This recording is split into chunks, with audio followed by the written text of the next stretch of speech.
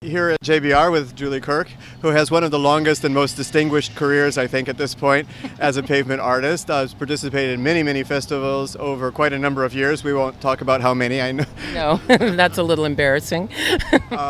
So this year is a little bit special for Julie because last year she was here, worked with some people, also with some of the local people in creating some works. But this year she has workshops going, and I think she's looking forward to it. Could you tell us about your workshops?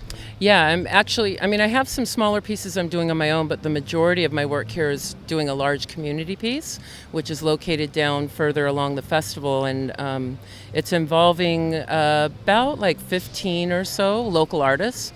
Some of them are student artists that are like high school age, and they're in an after school program developing art, and they're actually quite talented. Many of them, I've seen some of their portfolios and so on of work that they've done outside in order to get into this. And then some are more adult, like university age women. It's been really exciting for me. It's a new experience for them.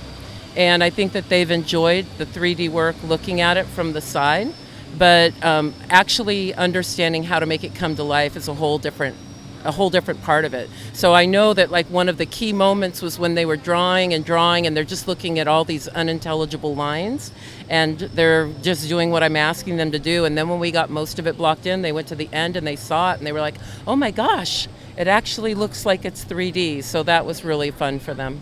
How long was the Megalodon shark piece?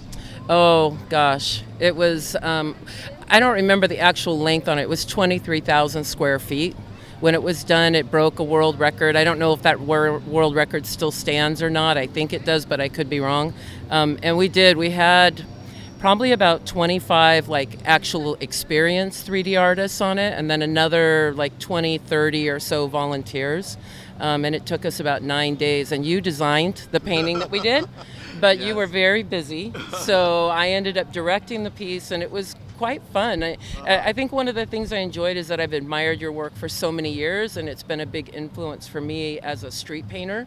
And so one of the things that was nice for me is being so familiar with it, at least from a visual standpoint. It wasn't that difficult to get them to kind of work in the style that I felt like it needed to end up in. Well, and you did a brilliant job in there, and I think it's really wonderful for the local artists to have your participation, and I think that their experiences with you are really a direct entry into this art form in a way that they wouldn't get normally. So I'd have to personally thank you for coming here to JBR and for working with the local artists. Yeah, they've been really fantastic, and I know several of them have talked about wanting to do their own work.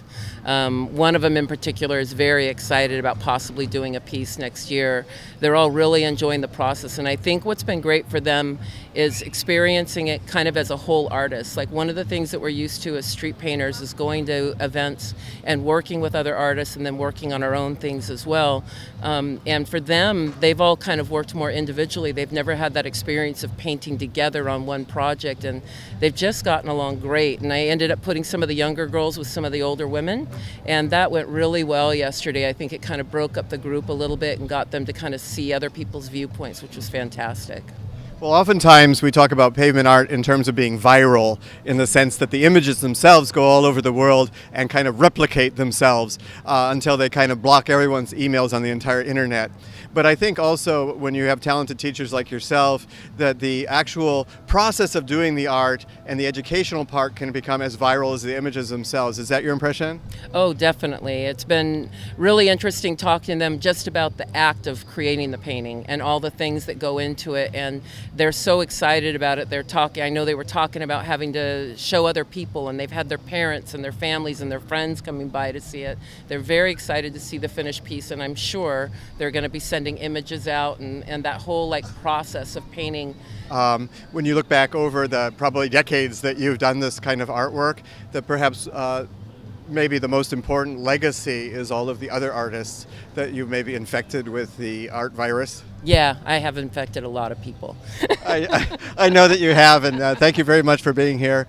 And we look forward to seeing the ultimate results of your process. Oh, thank you very much, and thank you for all your years of mentorship.